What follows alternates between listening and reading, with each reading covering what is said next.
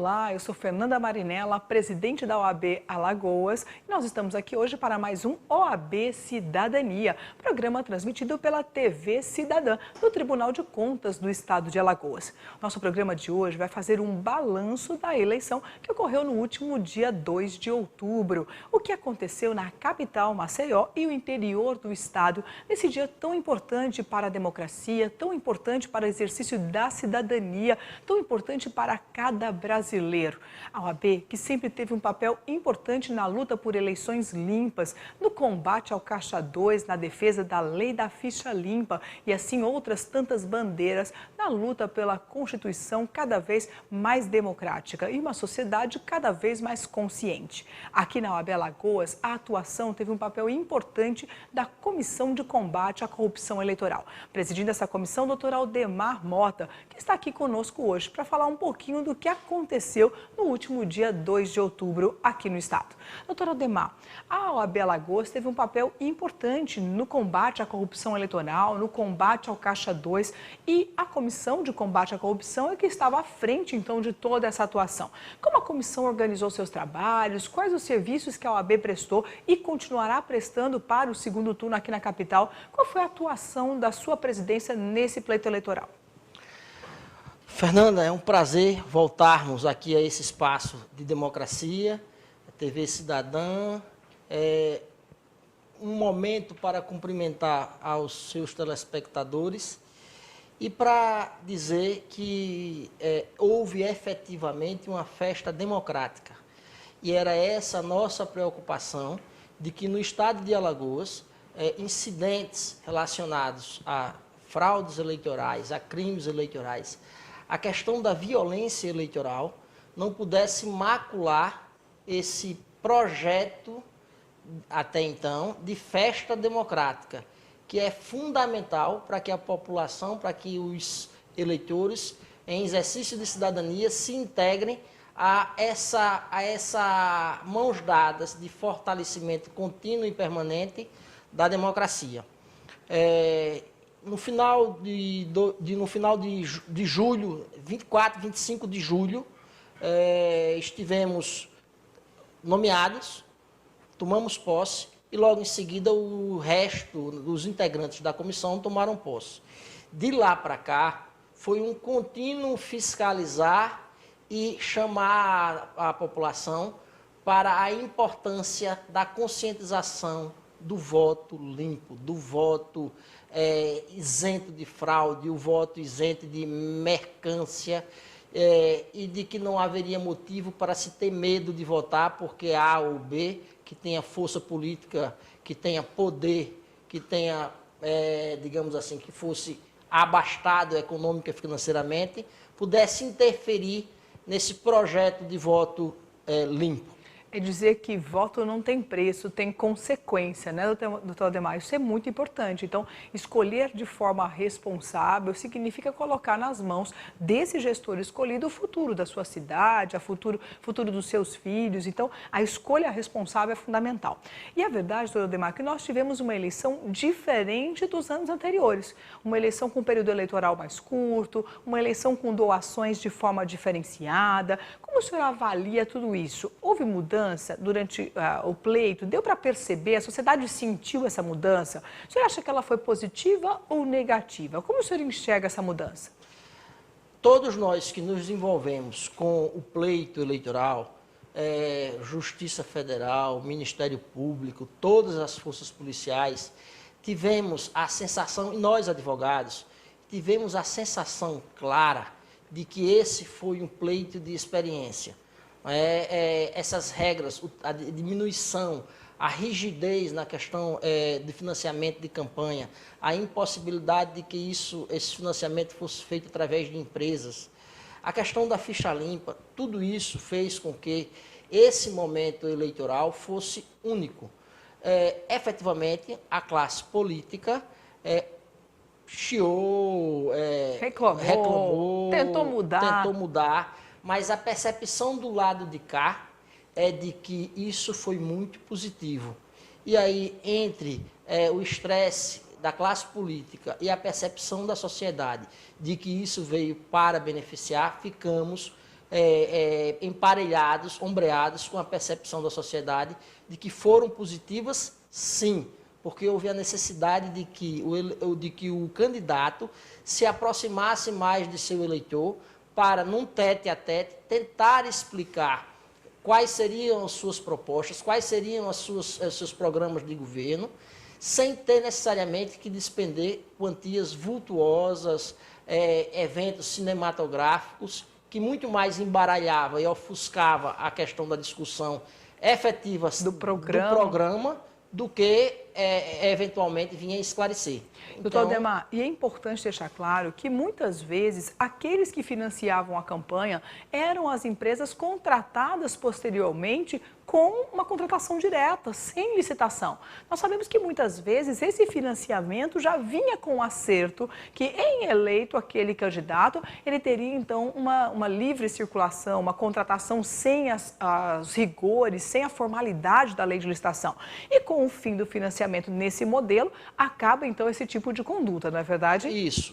Se percebeu que o financiamento saiu das empresas e passou para os empresários. Muita gente mais abastada chegou junto dos candidatos, mas de toda sorte não existe lei perfeita. E o aperfeiçoamento da lei é um caminhar contínuo e, digamos assim, sem fim, porque todas as vezes em que a lei se aperfeiçoar, o pessoal, a turma que não gosta de andar certo, o jeitinho brasileiro, que não contribui, que não agrega valor cívico, ela vai tentar burlar essa lei. É sempre um jogo de gato e rato, né? Sempre tentando burlar a lei vai sendo corrigida e, mais uma vez, tentam aqueles que querem descumprir a lei burlá-la e assim vai acontecendo, né, doutor Aldemar? Então, é sempre uma construção. Agora, é uma construção importante para a sociedade. Nós não vamos conseguir mudar de uma hora para outra, vamos um passo de cada vez. E esse foi o momento importante. Nós conseguimos dar alguns passos no avanço desse processo eleitoral.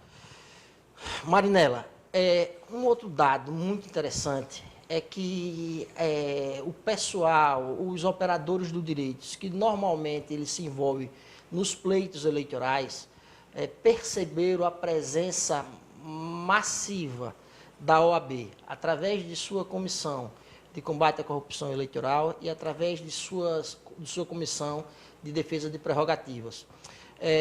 Por que a comissão de defesa de prerrogativas?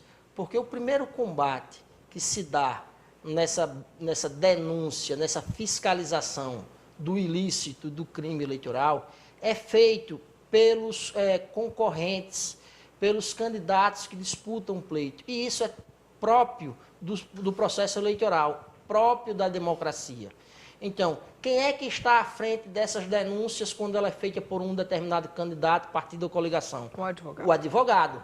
E se o advogado não tiver a plenitude do exercício de suas prerrogativas para exercitar a plenitude do exercício do direito de defesa dos seus clientes, você não consegue uma efetiva fiscalização. Então, e o pleito não é averiguado e julgado de forma eficaz, não é? Eficaz. E quando alguém é acusado, não é defendido na plenitude do seu direito constitucional. Isso. O que é que a gente conseguiu? Conseguimos um ofício, um despacho do TRE, porque estava havendo notícias de que juízes do interior estariam informando aos advogados que eles não poderiam acessar os locais de votação, as sessões, os termos eleitorais. E fizemos um ofício ao desembargador-presidente do TRE, doutor Sebastião Costa, instando a ele a oficiar a todas as zonas eleitorais do estado de Alagoas da necessidade do acesso amplo e restrito do advogado. Isso é muito importante. Mas, isso foi concedido. A comissão, ela atuou num regime de plantão, não foi? Desde que a comissão foi nomeada, utilizou-se de várias ferramentas para que a sociedade pudesse denunciar, não é verdade? E-mail, telefone, atendimento aqui na própria sede da OAB. Então, tudo isso aconteceu. Mas a sociedade deu sua contrapartida? Realmente denunciou? Qual é a sua avaliação no que diz respeito a essa participação? Afinal de contas, a gente já repetia desde o período anterior ao pleito pleito eleitoral de que esse era o momento de transparência. Esse era o momento que a sociedade precisava participar e denunciar. O senhor acha que isso aconteceu? Começamos a estimular a sociedade nessa participação? Teve avanço? Eu acho que sim. Muito mais poderia ter sido feito, não é? Porque, se você perceber, o Conselho Federal da OAB, logo antes das eleições, fez um relatório da quantidade de denúncias que recebeu em todo o Brasil. E, salvo engano, foi algo em torno de 450 denúncias. Ou seja, para o tamanho do Brasil, é muito pouco. Muito pouco, não é? Ainda mais em eleição municipal, né? Ainda mais em eleição municipal, em que as relações são mais acirradas em face da proximidade dos concorrentes. Pois bem, tivemos 10% dessas denúncias. Em termos proporcionais, foi um sucesso absoluto. O número é pequeno, mas em termos representativos de toda a atuação nacional, teve um papel muito importante. Alagoas conseguiu avançar nesse aspecto. E a gente começou a perceber que o pouco tempo de campanha também prejudicou a população no sentido de ter acesso às informações, ter acesso aos mecanismos de denúncia, de sorte que só no final da campanha mesmo a gente começou a ter uma enxurrada de denúncias. Ademar, e uma outra questão importante é que a legislação eleitoral ela muda muito. E a cada mudança, o eleitor ele precisa aprender a nova norma. E ele só vai se ater a isso quando começa o processo eleitoral. Com o processo eleitoral mais curto, ele sequer tem muito tempo de aprender o que não pode, o que ele deve denunciar, não é verdade? Isso também dificulta um pouco, não é? Isso também dificulta. Tivemos também a experiência, Marinela, de que nós percebíamos os denunciantes muito temerosos. Nós só tivemos uma denúncia identificada. Todas as demais foram denúncias sob anonimato. As pessoas se identificavam para a gente, mas diziam claramente que não queria ser identificada para a autoridade policial ou ministerial. E essa regra foi respeitada, esse pedido foi respeitado. Absolutamente respeitado. A outra ação muito importante da OAB foi porque nós conseguimos alertar, chamar a atenção do Poder Judiciário, do Ministério Público, das autoridades policiais, para alguns casos específicos onde a violência é histórica em processo eleitoral, onde existe, vou utilizar um termo que já é clássico, os coronéis de plantão, os donos do poder, não é? E nós fizemos clara referência à possibilidade de que, ao final e ao cabo do período eleitoral, Alagoas pudesse ter uma triste constatação de que teria havido um evento morte no processo eleitoral. E as autoridades todas e todas as pessoas envolvidas não poderia permitir sequer imaginar isso. E conseguimos fazer com que esses locais que eram críticos fossem vistos com lupa, fosse feita uma estratégia de atuação policial massiva e repressiva, o que fez com que, no dia do pleito em si, tudo transcorresse na mais perfeita ordem. Isso é muito importante, né, Isso é muito importante. Então, a atuação da Comissão de Combate à Corrupção Eleitoral passa por várias etapas. Primeiro, um regime de plantão recebendo denúncias de forma constante. 24 horas por dia. E através de vários canais, telefone, e-mail, o próprio atendimento na OAB, além do aplicativo do combate à Caixa 2. A comissão também acompanhou o lacre das urnas, que também é um papel importante. Afinal de contas, se tiver fraude, já começa por ali. Então, também foi feita essa atuação. Então, além disso, a conscientização quanto à importância do voto. E, mais uma vez, eu digo, voto não tem preço, tem consequência. Então, a Comissão de Combate à Corrupção foi às faculdades, foi à sociedade para conscientizar sobre as regras do dia da eleição, sobre qual é o papel de cada cidadão fiscal do pleito eleitoral e, assim, conscientizar da importância do exercício da cidadania nesse dia. Então, foram várias atuações e várias medidas tomadas. Mas, além disso, é importante a gente acompanhar qual é a visão do Tribunal Regional Eleitoral sobre esse dia de eleição. E para falar um pouquinho mais, Flávia Gomes de Barros vai nos contar qual é a visão do TRE sobre esse dia 2 de outubro.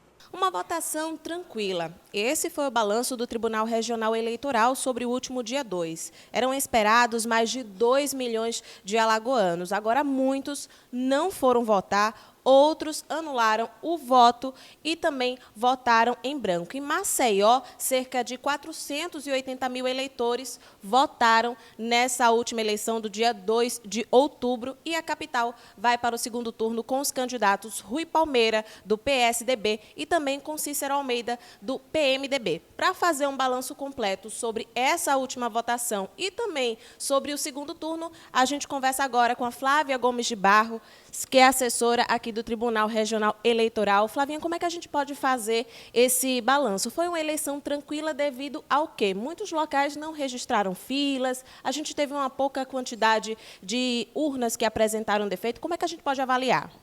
A avaliação que o tribunal faz, né, na pessoa do desembargador Sebastião Costa, que é o nosso presidente, é que foi uma avaliação tranquila, que todos os esforços que o tribunal enveredou desde janeiro, né, conversando com os políticos, depois conversando com as polícias, que realmente deram um efeito que a gente esperava, e nós tivemos uma eleição tranquila em todo o estado. Foram poucas prisões, né, alguns casos de boca de urna que tiveram pessoas assinaram o TCO, termo circunstanciado de ocorrência, algumas prisões ainda por compra de voto e crimes eleitorais, e alguns policiais ainda fazendo a segurança armada de candidatos, o que era proibido pelo Conselho Estadual de Segurança e pelo tribunal.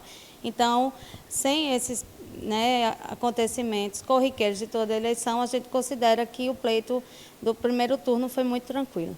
Agora, não foi só apenas o dia da votação, né? Durante muitos meses, o TRE veio recebendo diversas denúncias, né? Como é que a gente pode fazer o balanço também dessas denúncias que foram recebidas? Quais foram os perfis delas e a quantidade? Olha, desde agosto, quando a gente lançou o Pardal, né, que é o nosso aplicativo online para denúncias de crimes eleitorais, nós recebemos mais de 1.600 denúncias. Essas denúncias foram processadas e encaminhadas diretamente aos juízes eleitorais e aos promotores eleitorais das diversas zonas do estado e aqui na capital também. Então, essas denúncias elas já estão sendo apuradas, né? São encaminhadas para os órgãos competentes, no caso as polícias, que vão dar o suporte aos juízes nessa investigação. E agora a gente espera que no segundo turno os eleitores aqui da capital eles continuem denunciando, porque o Pardal se tornou uma ferramenta direta entre o eleitor e o tribunal nesse aspecto de denunciar mais rápido os crimes eleitorais. Para esse segundo turno, qual é a expectativa? O que é que o eleitor tem que levar para votar? Porque muitos só levaram título, outros levaram, tinham dúvidas se um documento com foto, eles poderiam votar com esse documento com foto. O que é que eles devem levar necessariamente para votar? Bom, é obrigatório, né, levar um documento oficial com foto, pode ser identidade, passaporte, carteira de habilitação ou uma carteira funcional, né, que tenha fé pública em todo o território nacional. E o eleitor precisa lembrar que a votação é biométrica, mas o título de eleitor também é necessário se você vai justificar seu voto ou se você não sabe onde você realmente vota. Então, aqueles que tiverem com seu título de eleitor é importante levar também. Aqueles que não souberem onde votam podem procurar no site do TRE, www.tre-ol.jus.br, todas as suas informações do local de votação e da sua situação, né, eleitoral, para poder votar com mais tranquilidade no segundo turno. Há também aplicativos na Justiça Eleitoral, tem um chamado Onde Votar, que pode ser baixado diretamente no seu celular, no smartphone, e aí já para facilitar mais essa segunda etapa da eleição. Para orientar também o eleitor o que é que não pode, porque muitos levaram inclusive celular, não pode celular, principalmente na hora do voto, né? Isso. As regras, né, para propaganda eleitoral e para a hora da votação continuam as mesmas, tá? Não pode fazer a campanha na rua no dia, na véspera, ela é permitida até o sábado, só no dia da eleição não pode fazer nenhum tipo de manifestação coletiva. O eleitor ele pode se manifestar com um boto ou um adesivo, tá? Mas não está congregando com outras pessoas. E ele não pode levar nenhum tipo de equipamento eletrônico para o local de votação. A cabine é um dispositivo inviolável e aí não pode fazer a famosa selfie e não pode portar o celular, nem câmera, nem equipamentos de rádio, nada no local de votação. É isso, obrigada pelas informações. Conversamos então com a Flávia Gomes de Barros, assessora aqui do Tribunal Regional Eleitoral. Bom, gostaríamos então de agradecer a presença do Dr. Aldemar Mota e todo o trabalho desenvolvido à frente da Comissão de Combate à Corrupção Eleitoral, mas lembrando que nós temos segundo turno, então vem mais trabalho pela frente. Só para não deixar de citar que a OAB também se fez presente na verificação das urnas no dia das eleições. Muito bem, isso é importante, afinal de contas a 0ª é a comprovação de que tudo vai ser realmente legal. E fizemos um périplo pela imprensa de todo o estádio, rádio, televisão e jornal, no sentido de divulgar o trabalho da comissão, da OAB em prol da sociedade, bem como da necessidade de conscientização da população acerca do voto. Bom, doutor Aldemar, obrigada por o trabalho e nós vamos então para mais um intervalo, mas antes disso você não pode deixar de nos acompanhar na nossa rede social, Facebook, Twitter, Instagram, OAB Alagoas, sempre atuando junto à sociedade. Bom intervalo e até já!